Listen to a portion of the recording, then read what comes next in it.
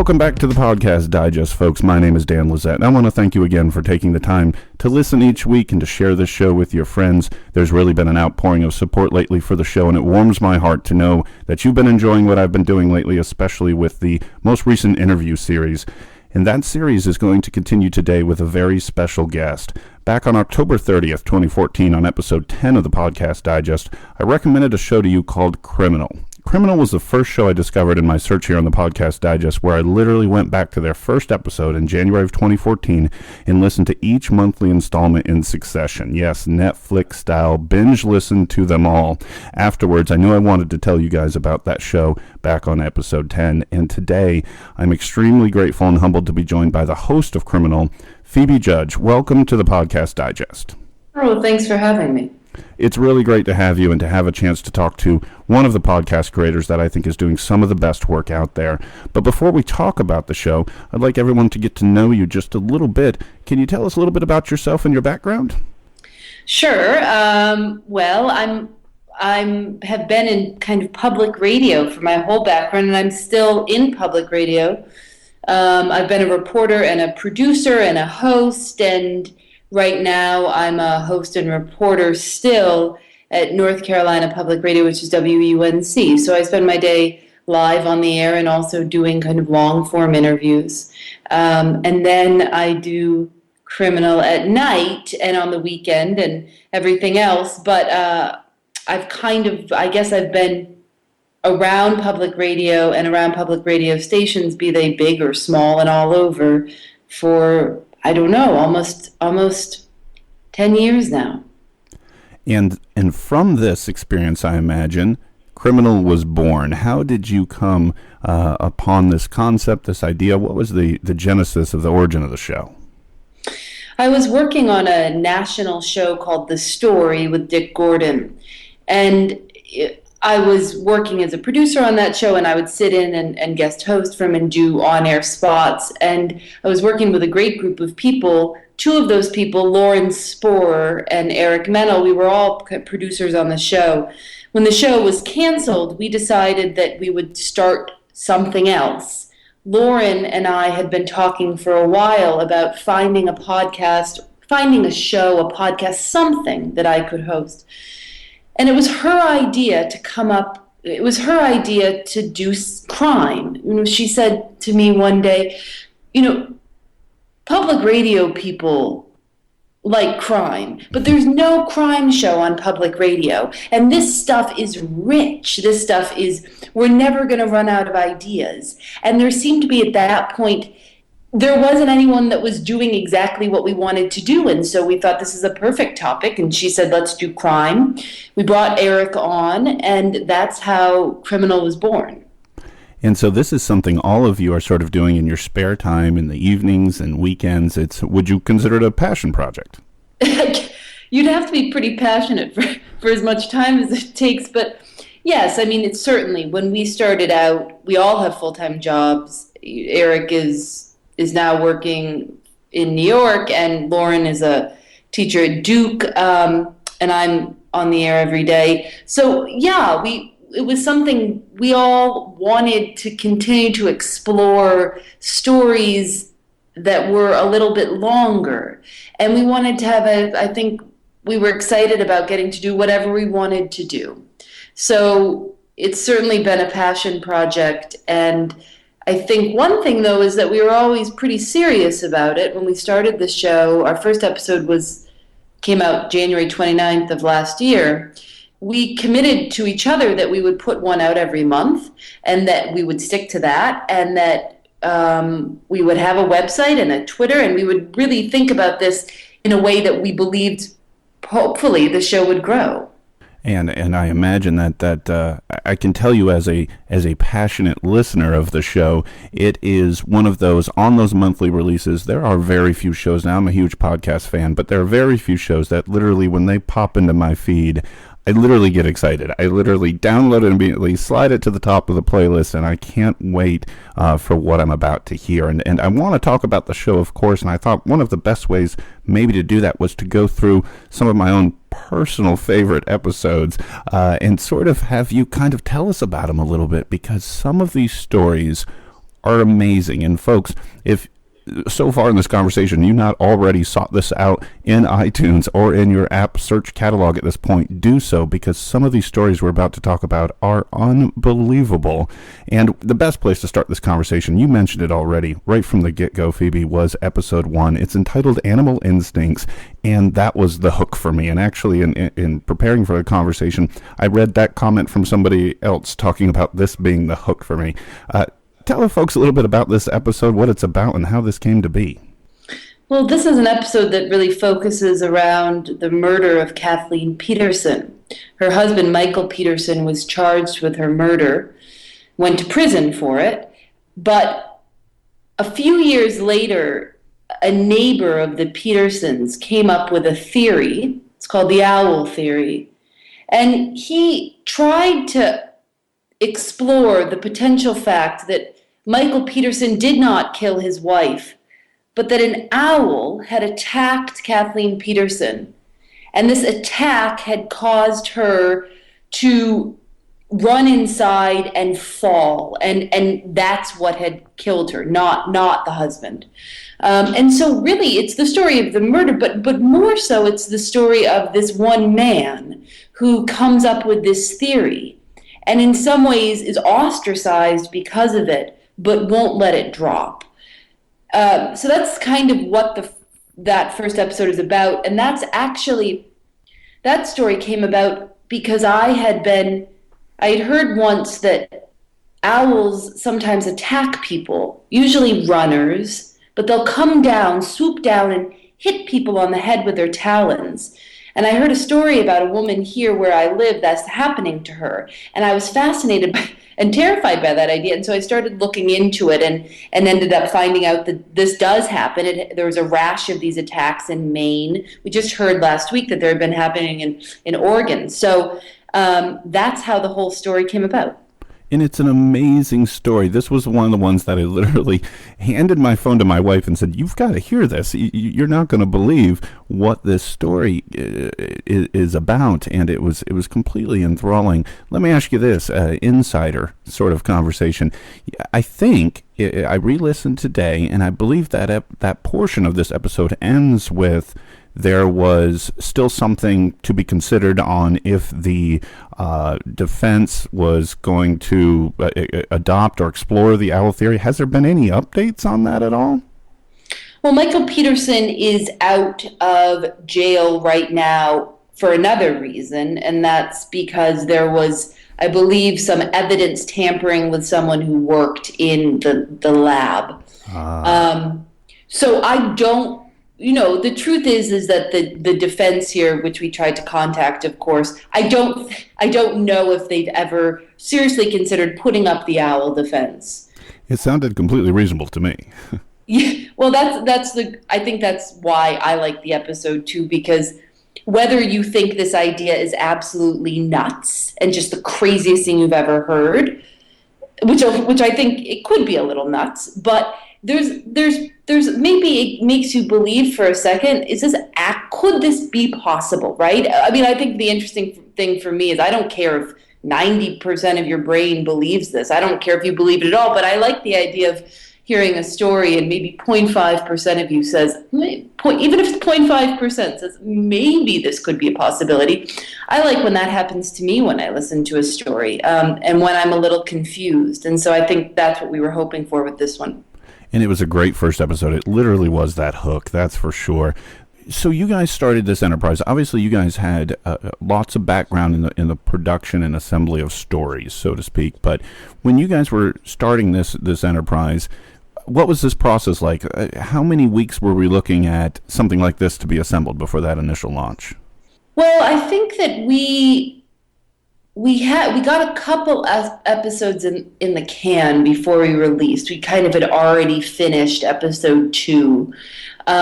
We really started working on Criminal, I would say, at the end of November, just thinking about it and pulling together tape, and then released at the end of January. Of course, it doesn't take us that long for every episode, but we really wanted to go slow and to make sure that we were, getting all of our ducks in a row. And we also, in the beginning, I remember we killed a story. We thought a story was going to work, and I drove somewhere to do this long interview, and we were learning. I think that's what's been so interesting. We were just still learning. Yes, we'd all been in public radio for years, but none of us had made a podcast before, where the rules are different. There's no set time. There's no set subject. You can say whatever you want. No one's policing you.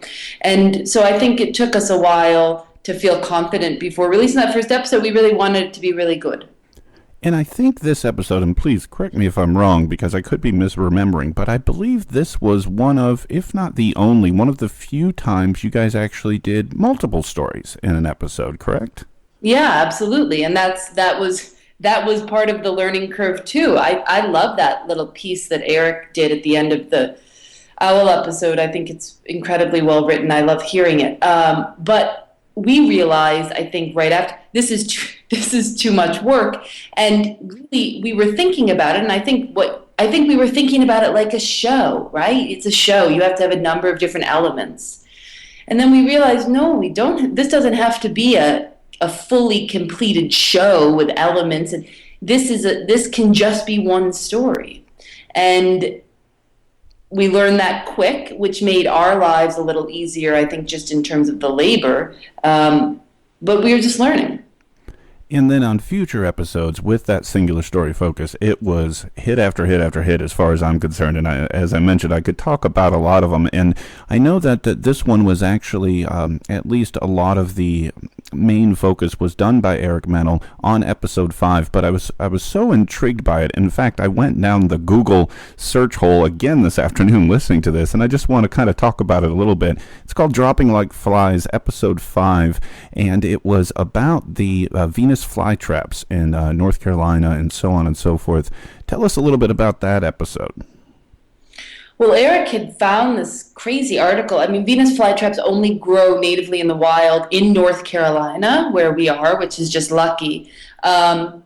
And he heard about this black market ring, and he had been talking to us about this for a long time before he did it. He was really interested in it, and so he went out there and kind of found all of these different players that were involved in the Venus flytraps will grow in the wild, and poachers will go out in the middle of the night and dig them up and sell them. They're that valuable. And so he went out in the swamps to kind of talk to the law enforcement officers who are trying to catch these poachers, and he talked to people who are selling fly traps on fly traps farms, and even talked to people in New York who think that fly traps cure cancer. So it was this incredibly detailed look at an industry, and I think something that no one would ever believe. He found this big circle, and he was able to kind of follow the path of illegal fly traps, and it's a great piece. And completely eye-opening, sort of just like the owl theory in episode 1, something I never would have known or ever would have thought of. And I mentioned I went down the Google search hole today.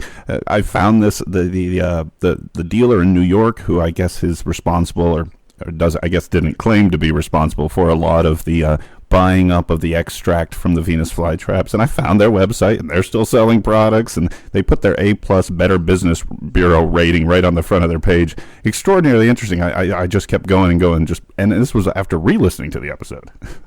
Yeah, I think that New York part of the piece is so wonderful, and I think what makes that episode so great is that we're in the swamps of North Carolina, and then we're on the phone with some big pharmaceutical guy in New York, and I love being able to trace stuff like that.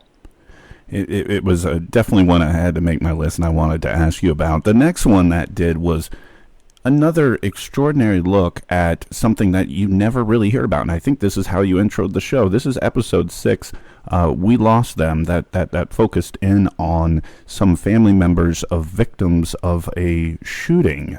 Tell us about that one. Well, that episode, I feel in some ways it's one of our simplest episodes because I didn't do much.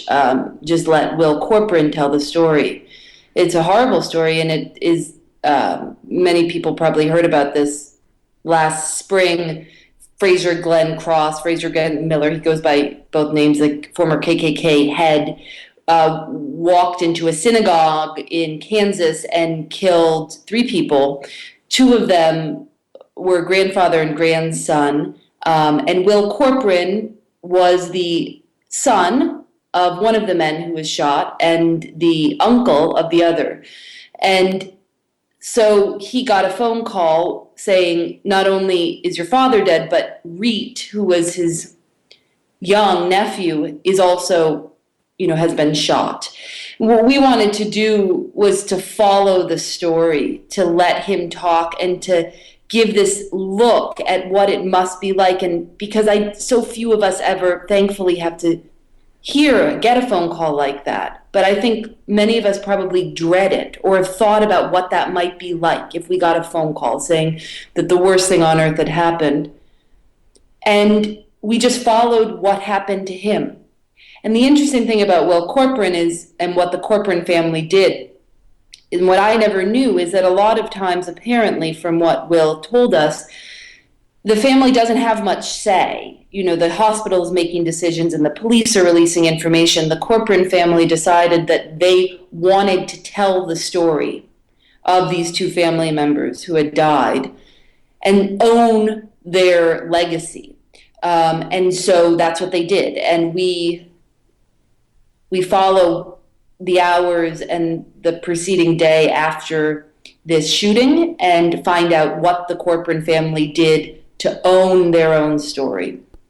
And that was one of the most interesting things about it, is that is something you almost never hear about in terms of this almost internal conversation that the survivors, if you will, are having about controlling the flow of information. And I remember Will says something about, you don't want their driver's license pictures. Let's release, the pictures we would want to have out there. And that element of the story, is that something that, let's see if I can ask this correctly, that you guys had in mind with this type of story, or through your conversations with Will, did that sort of become sort of the heart of this sort of naturally? He had written an article in Pointer about this experience. And so we knew that the Corcoran family had tried to control the situation. But oftentimes we'll do an interview or plan to do an interview, and one of us will speak with the person that we're going to talk to, and then we'll have a few days, and Will Corcoran, we didn't have any time at all. We got him on the phone and said it was late in the afternoon and said, can you go into studio the next day? So I really had no idea how open he was going to be with me.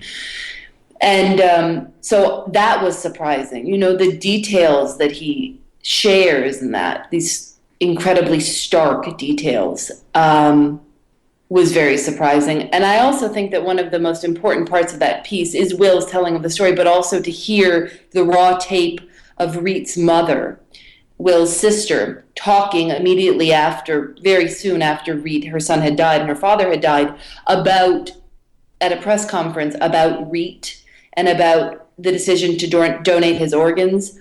There was something in her voice, this idea of kind of, you want to know what happens when you do something like this? You want to know, media, press? I'll tell you the story. Here's the real story. I'm not going to sugarcoat it for you. Here's what happened. I found that pretty remarkable. And I think that's probably, that tape is, and we didn't know we were going to use that, and so that stuff comes through. We knew that we were interested in hearing the court that Will had done something I hadn't heard about. I'm sure, of course, people have done this before, but hadn't really seen that before. And he helped us decide where the story was going to go in my conversation with him. Just an excellent episode, folks. So we're highlighting a lot of them, but that one really stood out to me, and just thought it was extraordinarily eye-opening, like you said, and you guys did a phenomenal job from a production value standpoint. You guys had, you had those interviews, those sound bites. I know that was interlaced news coverage in there that really made it hit home, because all of us have seen the news and all of us have seen those reports come up, and that really helped to sort of start to open the door to a story behind the story we sit here and watch at 6 o'clock every night. Yeah, I mean, and that, yes, and I think the reason that we can do that, and episode's so simple and actually kind of it happened so quickly, but that's what's been so wonderful about working with, two people that I trust so much and that we work together. Lauren can put together those great news clip montages, and Eric can mix the episode beautifully. And it's just that was an episode that needed to come together quickly, and it made me feel very lucky to be working with the people that I was working with. Yes, indeed. And the next one I wanted to talk about, Phoebe, was episode 14, another one that just blew my mind as well. This one was the fifth suspect, story of Tommy Wall, who, wow, talk about a wrong place, wrong time story, kind of amped up to the nth degree here.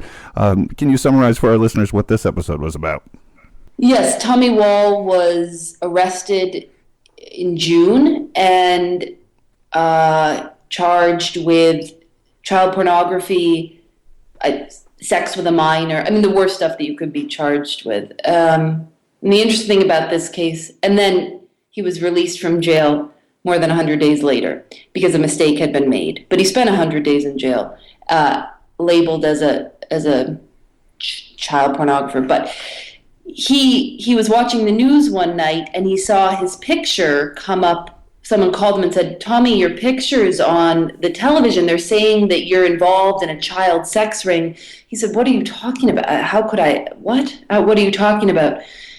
And he actually called the police department and said, "There's been a mistake. My picture's up there. I don't know why. Can we clear this up?" And they said, "Yeah, let's wait until tomorrow morning." Then he got to the police station the next morning and he never left again. So the episode's following not only what happened to Tommy in jail and what could have happened that would have made this mistake and put him there, but also what happens to a guy who's been labeled as someone who's involved in a child sex ring or interested in child pornography. The idea that that's a label, even if it was wrongly given to you, that you have a hard time ever being able to shake. So that's that episode. And how did this story kind of come across your desk? How was this one selected for an episode? Well, we haven't, we're here in North Carolina, but, we do our interviews all across the country, and that was always important to us that we were, I think we actually have done a pretty good job touching all the corners of this country. But that was something that was in the newspaper. And it seemed so wild, this story, that it kind of, how could we not follow up on it? And because we were so close to him, we were able to go there and sit with him in his home and talk to him for a long time face to face, which is always nice because, in this world now, so much of what we do, we're doing in studios and recording ourselves, and we're never sitting face to face with someone, talking to them. And so the excuse to be able to do that, we'll take it any chance we can get. Absolutely. And a quick postscript on this one. I remember from this episode, they were apparently looking for a group of 5, had arrested 4, then they wrongly grabbed Tommy, and then after releasing him, apparently the 5th was never located as far as we know? Yeah, they're not saying anything about that. So I don't know. Right. The Harnett County Sheriff's Office, we don't know anything about the 5th man, and at this point. Let me ask you, because I know it was present in this episode, but in several others as well, you guys appear to have been able, in several instances, to have a certain level of forthcomingness from the authorities that we don't always hear. Why do you think that is? Is it because a lot of these issues maybe were from the past, or you've just caught the right personnel people at some of these groups, or how do you think that happens? Well, I mean, we won't do a story that we can't fact check and that we can't be certain that everything we're saying is correct. So we'll go to any length we can to get everyone that we need to on the phone or to give them the opportunity. In the Tommy Wall case, for example, I spoke to the detective in person and said, I'm doing a story about Tommy Wall. You're in it, and we're actually saying that you screwed up in it.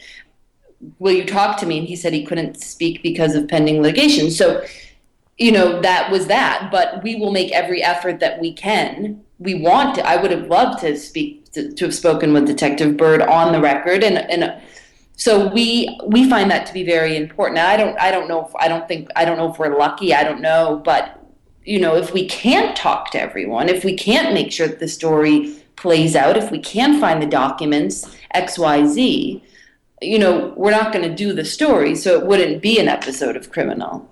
And that's something we deal with a lot. We deal with things, we would love to do this story, but how are we going to verify this or that? Well, maybe we can't do this story.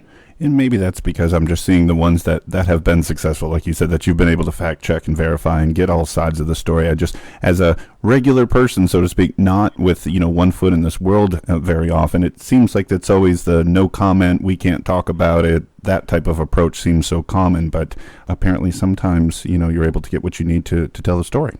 Yes. And I think you just remain persistent. Persistence is important, that's for sure.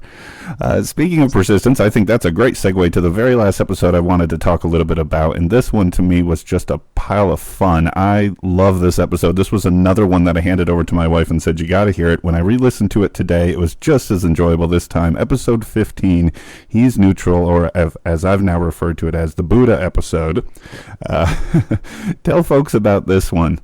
Yeah, it was a nice change of pace, considering the one before it was about wrongly convicted, child sex ring. And that's the wonderful thing about this show, is that we can think about that, think about, hey, let's do something that's heartening in some way or funny. And this is a story about a man who got fed up with the crime and prostitution and drug dealing in his neighborhood in Oakland, California. And so he went out and bought a Buddha, a concrete Buddha from the hardware store, and put it in the middle of this kind of median in the road. And it's what happens after that. And the rather remarkable thing that happens to his neighborhood, to him, and what he creates. And it was such a neat story. And today I went on another Google thing. I've now seen pictures of this. I found the article from the San Francisco Chronicle, and what a neat story. And as an aside, the gentleman telling the story, I think he's one who needs his own podcast. I love listening to him tell the story. Yeah, he was very fun. I had a good time talking with him. That's always the easy stuff, and that's always the fun stuff, when you can just sit aside and let them talk, and all you have to do is make a comment, say, are you kidding me, or something like that. And that was another great one, that you guys assembled, as far as I'm concerned, because re-listening to it again today, the story sort of opens talking about him as sort of a regular city guy and things that you would normally experience, and this special deck he built to keep people off of it, and it sort of lays the table out very clearly on this guy who's just ready to try anything to sort of address the crime situation in his neighborhood. And wow, did he have an idea? Yeah, it's funny and it's a good. I like that episode a lot too. And folks, definitely, when you listen to this, when you listen to the episode 15, He's Neutral, make sure you stick that, I think all I put was Oakland Buddha or something to that effect, and it all came right up, and the pictures were pretty amazing. They showed the little house they built, and it's a really neat story. You have to listen to this for sure. Well, that's my sort of episode-by-episode breakdown of some of my favorites there, Phoebe. Thank you for indulging me there a little bit. I wanted to talk to you about a couple of other things, and I want to get this one out of the way, so to speak, because I worry you may have heard this many times, and that's the inevitable comparison or sort of cousin-like relationship to the story of 2014 in the podcasting world, Serial, the This American Life spinoff.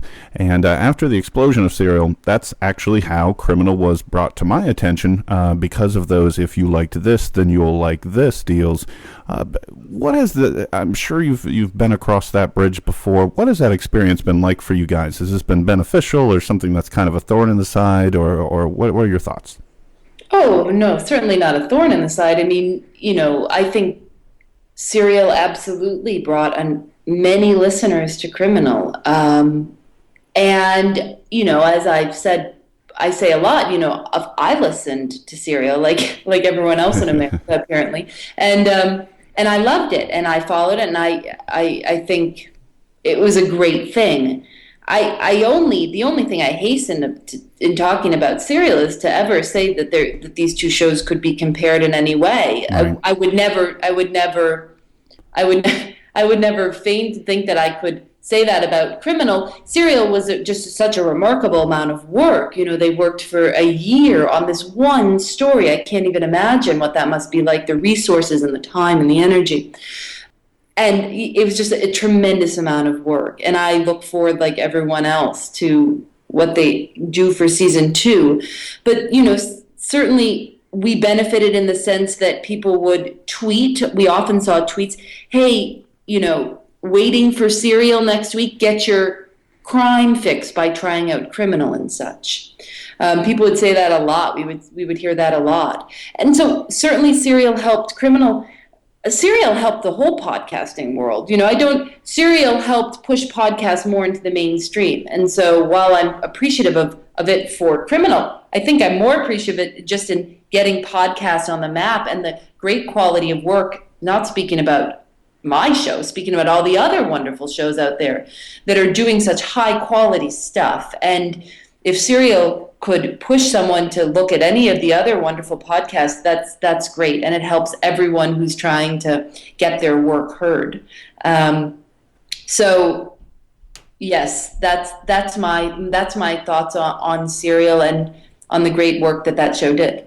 Oh, that's great. I too was a huge fan of Serial. Like you said, as I think most of the world was, they did do phenomenal work there, and I'm glad that you guys experienced a boon from their listenership checking you guys out, because I do think there's a correlation, but there's also a distinct difference, I think, in terms of crime sort of the basis and podcast is sort of the. I think after that, sort of the similarities end in the sense that you guys, like you said, have multiple stories every single month, and it's a much different product, but I think one that if you were passionate or enjoyed Serial in any way, Criminal will bring you a lot of joy as well in terms of a lot of the things we've talked about already. Quickly, Phoebe, we talked about that a lot of media outlets, a lot of people even on Twitter were recommending you guys after sort of the Serial came to an end, and that was some publications like BuzzFeed and Vogue and Huffington Post, even Time had made mention either on your own accord or that correlation to Serial. As this sort of part-time, not your main employment nor your partners, what was that like for the work that you guys are doing to be recognized by media outlets like these? Well, we had gotten some of that attention before Serial, so while I want to give Serial, of course, its due, I also think that there are other wonderful podcasts like 99% Invisible. Roman Mars spoke about us, and our big bump came after Roman spoke so nicely about our show at the end of his show. And we also gained attention through Radiotopia, which isn't equated with Serial, but has been producing some of, I think, the best podcasts for the past more than a year. And we were very lucky and incredibly lucky when Radiotopia and PRX came to us and said, we would like Criminal to be a part of our collective. And I think that as well helped Criminal kind of get on the map. The being included with such shows as Love and Radio and 99% Invisible and Strangers and The Truth and Theory of Everything, and there are 11 of these shows now. So we also, as Serial was happening, we were also beginning to join the conversation of starting Radiotopia, being a part of Radiotopia, and so they all kind of came together in the fall. And you actually segued exactly to my next question, was about the process of joining Radiotopia. I believe it or not, and we're recording this on Monday, what is the date? I don't even recall. Monday, the 23rd. 23rd. And actually, just this morning, I sent out a tweet from the Podcast Digest recommending everybody go check out Radiotopia, because I said the exact same thing in my tweet. Was I believe that they're putting out some of the best shows. On my show alone, I've reviewed not only you guys with Criminal, but also The Truth and Strangers, and I listened to even more than that. Those are just the ones that I've reviewed so far, and I too am a huge fan. And I know you guys were a part of that Kickstarter. Was it the Kickstarter that was the formal onboarding of Criminal to them? Yeah, there was a goal for kind of a second season of Radiotopia shows, and then if they had went over the goal, if enough people pledged and went over, they were going to bring on 3 new shows all hosted by women, and they've since added Mortified, which is not a female host podcast, but they really wanted to do a big push to have more shows hosted by women. And so Criminal came on, as well as The Heart and The Illusionist. We were the 3 that became part of that new crop of Radiotopia shows. So we officially became part of Radiotopia on January 1st.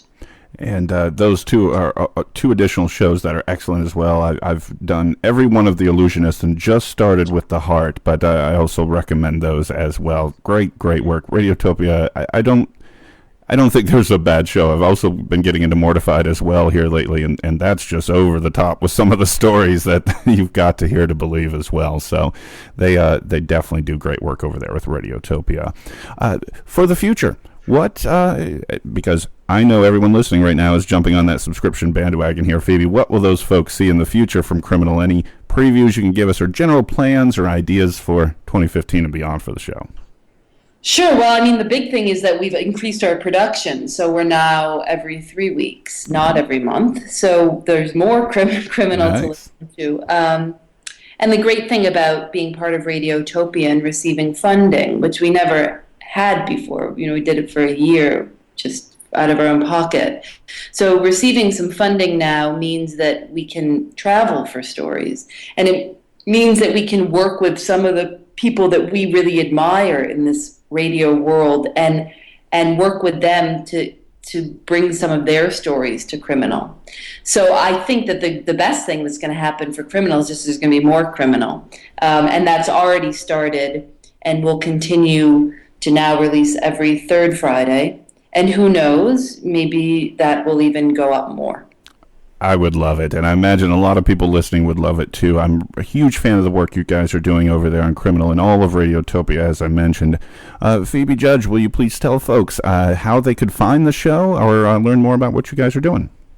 Yes, of course. We're at thisiscriminal.com, and we're also on iTunes, just Criminal. You can search for it. And we're on Facebook, Criminal, and we're on Twitter @Criminal Show. Excellent. And folks, please, my full endorsement, go check out Criminal. Do what I did. Start at the beginning, work all the way through. I promise you, you will be thankful that you did it. It's definitely some wonderful, wonderful shows being put out by Phoebe and her colleagues there at Criminal. And folks, that'll do it for this week. So for more information about the Podcast Digest, you can follow us at Pod Digest. Like us on Facebook, facebook.com/The Podcast Digest. You can, of course, email the show, thepodcastdigest@gmail.com. And, of course, the home base for all things Podcast Digest, including prior episodes, blog posts, links to any of my guest appearances, as well as a rundown of all the equipment and software I'm using to produce this show. Hop on over to thepodcastdigest.info. Once again, folks, my name is Dan Lizette. That'll do it for this week of the Podcast Digest. Thanks for listening, and I'll see you again next week.